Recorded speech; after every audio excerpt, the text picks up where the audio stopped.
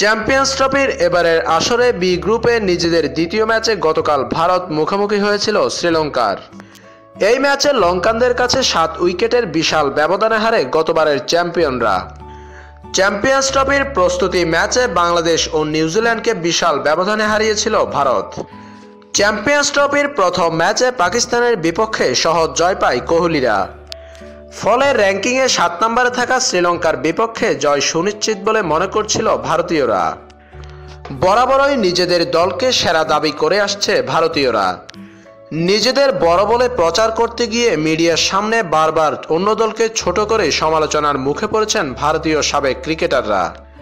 ভারতীয় সাবেক ক্রিকেটারদের মধ্যে অন্যতম সমালোচক বীরেন্দ্র সেহবাগ। বিপক্ষ দলকে ছোট করে কথা বলার জন্য তার মানসিক সুস্থতা নিয়েও প্রশ্ন উঠেছে। এবার ভারত শ্রীলঙ্কার ম্যাচের আগে এক সংবাদ সম্মেলনে সেহবাগকে প্রশ্ন করা হয় এই ম্যাচে কে জিতবে। এর উত্তরে অবজ্ঞাসূচকভাবে সেহবাগ হেসে বলেন, শ্রীলঙ্কা হলো ভেজা ম্যাচের বাক্স, যার আগুন ফুরিয়ে গেছে। আর ভারত শ্রীলঙ্কার বিপক্ষে অবশ্যই জিতবে এবং এই ম্যাচেই সেমিফাইনাল নিশ্চিত করবে কোহলিরা।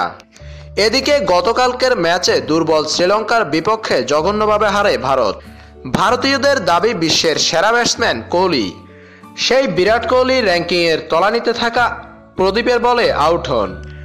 গতকাল ক্যানিংটন ওভালে আবারও অহংকারীদের পতন দেখল ক্রিকেট বিশ্ব।